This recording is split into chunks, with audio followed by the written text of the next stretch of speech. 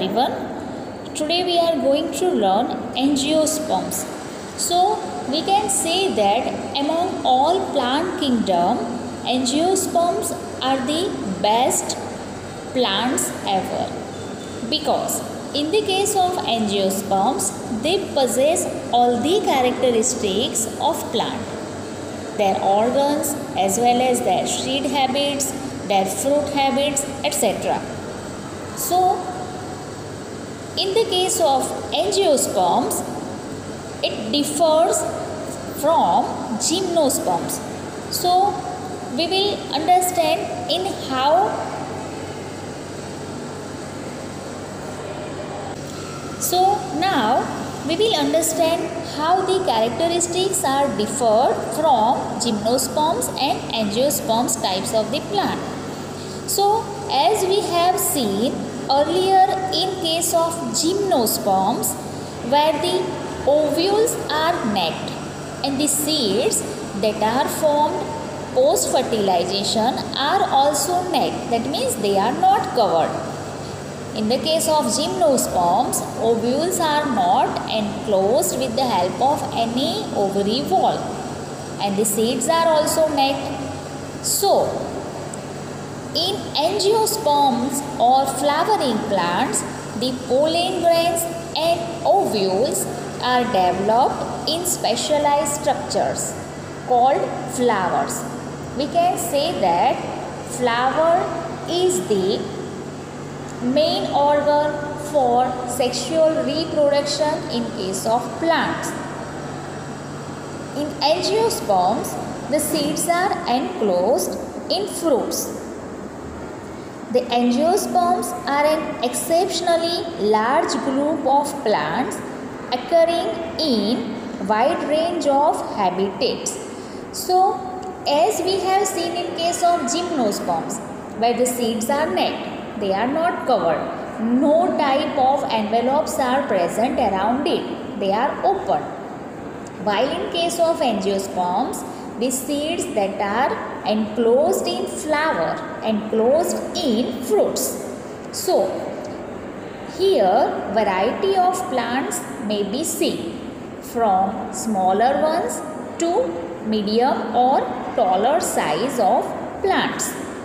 Like the smallest of all angiosperms, it is Wolffia globosa, and the highermost heighted plant in this category is Eucalyptus.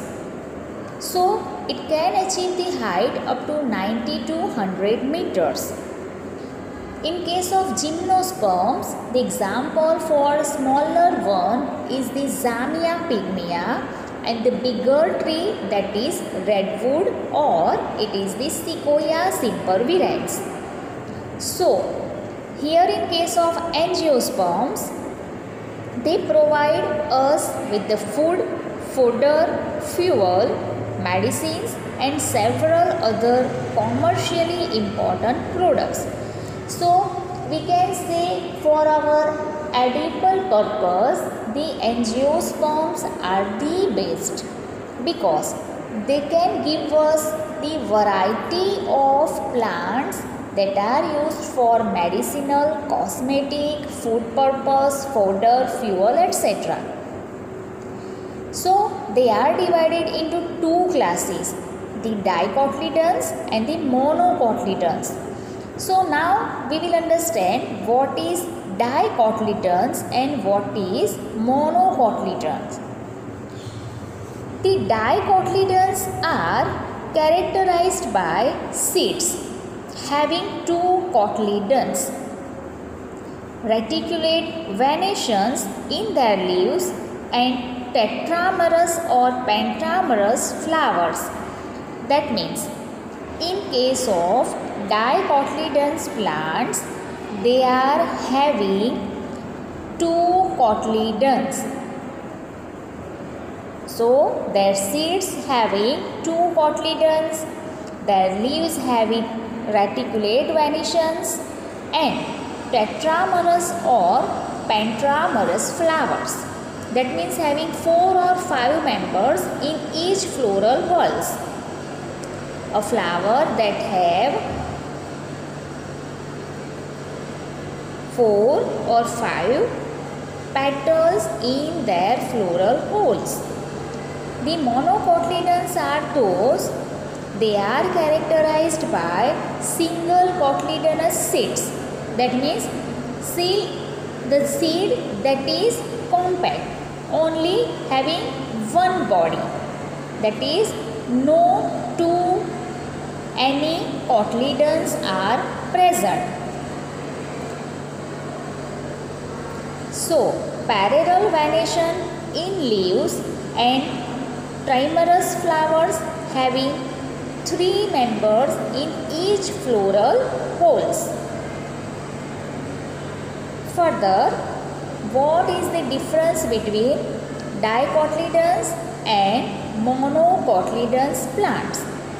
Although they are angiosperms, although they are extensively used by us and the animals, but here the 2 varieties are seen. And what are they? The varieties for this type of plants are dicotyledons and monocotyledons. The dicotyledons are those in which the seeds having 2 number of cotyledons present in them, while in monocotyledons only 1 cotyledon is present in seed. In dicotyledonous family, the leaves having reticulate venation, while in monocotyledonous families, the leaves having parallel venations. The flowers in dicotyledons having 4 or 5 members in their floral whorls, while in monocotyledons only 3 members are there in flower whorls. So, the male sex organ in a flower is the stamen, and each stamen consists of a slender filament with an anther at the tip. So, the stamen is like slender axis and having tip at the starting point, or we can say at the top. So, within the anthers, the pollen mother cell divide by meiosis to produce microspores. So, this process we have understood much in case of gymnosperms. How are these spores produced? The microspores matures into pollen grains, and that will then leads to male gametophyte stage. The female sex organ in a flower is the pistil, and pistil consists of a swollen ovary at its base. So here the 2 male and female sex organs are enclosed within the flower. The male sex organ, that is stamen, having slender axis, and at the tip it has the structure to produce pollen grains. So, how the pollen grains are produced? The pollen grains that are produced by the microspores that matures to pollen grains. The female sex organ in the flower is pistil, and pistil consists of a swollen ovary at its base. So, the male sex organ contains its material at the tip, while the female sex organ contains its material at the end of the ovary. So, swollen ovary, a long slender style and stigma. Style, stigma and ovary are the parts for female sex organ.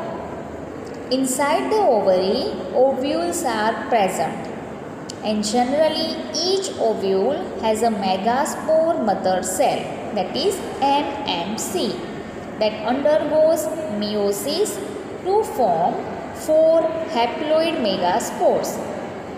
3 of them generate, 3 of them degenerate, and 1 divide to form the embryo sac.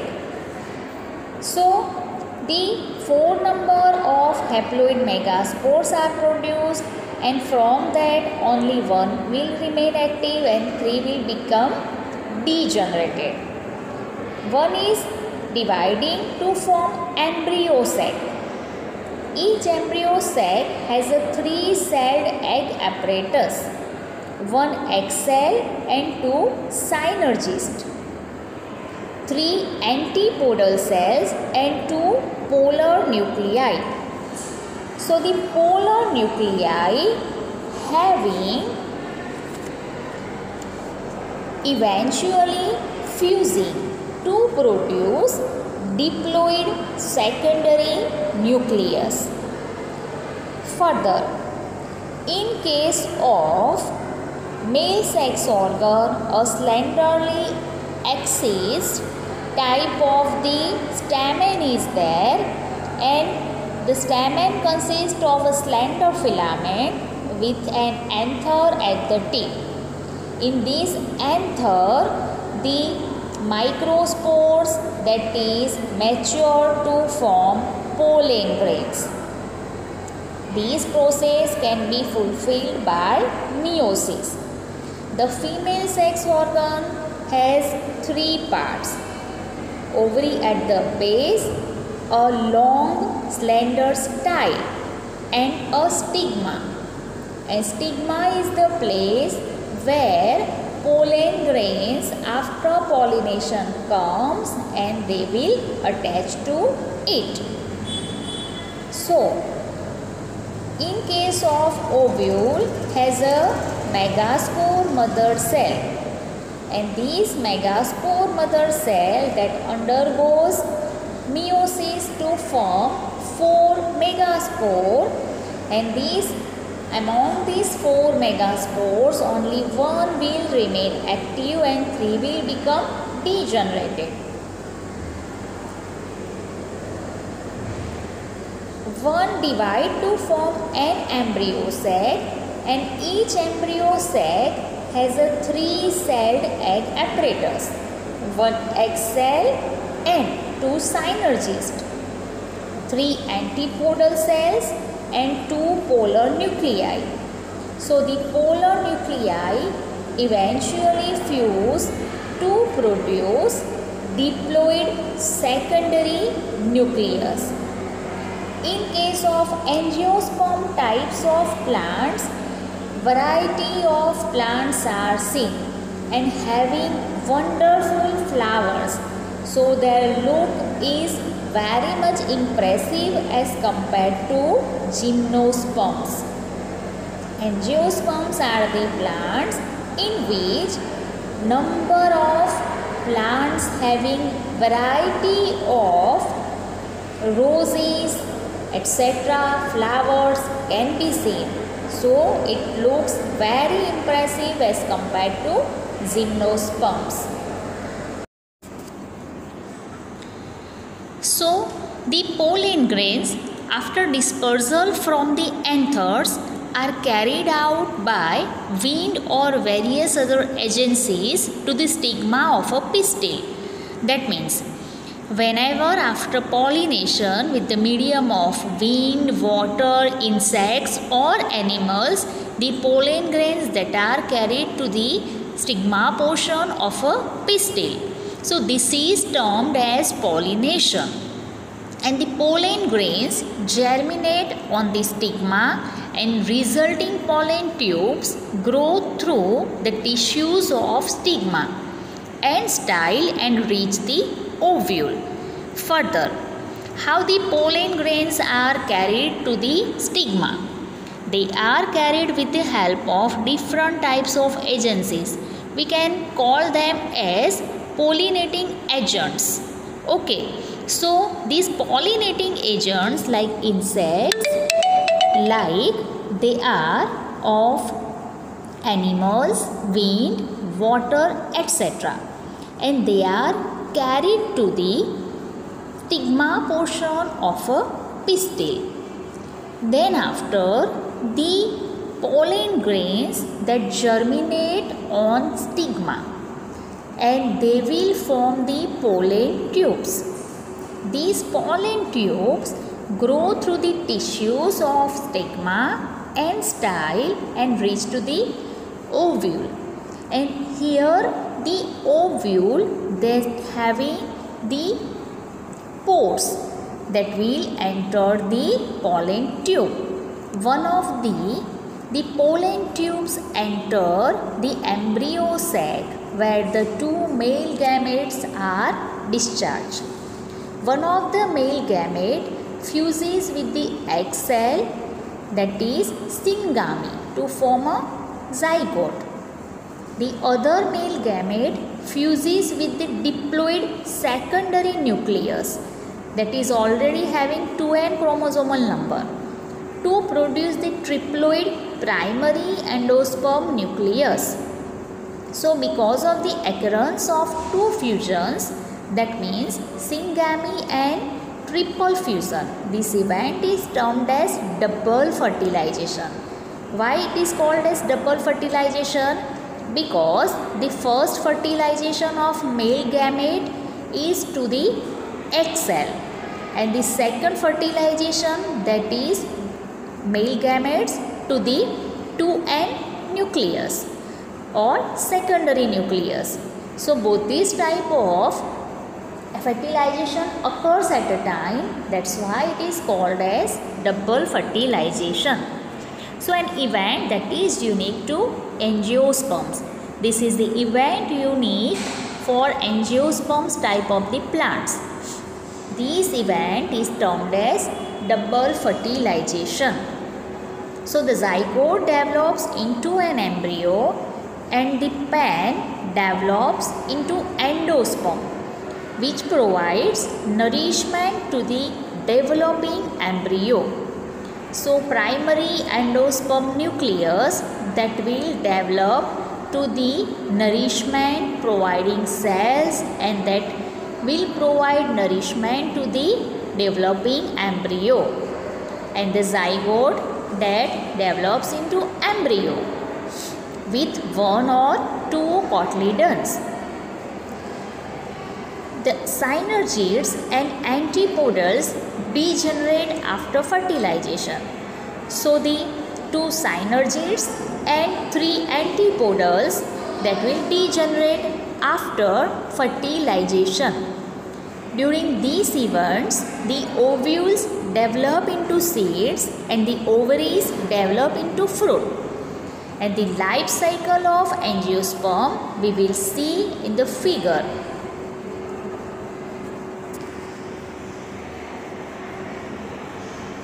So first see the figure. Here the male and female gametophytes that will represent their life. Within the micro and megasporangium, the microspore and megaspore that will form. The microspore that will then form pollen grain and that will release two male gametes. And the megaspore mother cell that is myototically divide to form egg apparatus having a particular structure. Egg apparatus having two synergids, one egg, three antipodal cells and two polar nuclei. So after fertilization, the antipodal cells and the synergids that will degenerate, and the formed zygote that will then divide to form multicellular body. So zygote that will then develops into embryo, and it will take nourishment from the 3N PEN, that means primary endosperm nucleus. And then after multiple cell division, a sporophytic plant body that is ready. So for this we have certain particular flower system is there in angiosperm plant. This flower have style stigma and the ovary as a female sex organ, while the filamentous body as a stamen in case of male sex organ. So these are the number of variety kind of plants as in angiosperms. We have lot of example for it. Any plant, those having fruits and flowers are called as angiosperms. So it is the unique feature for angiosperms that they bear fruit and flower, and the double fertilization is the unique process in case of angiosperms. Thank you so much.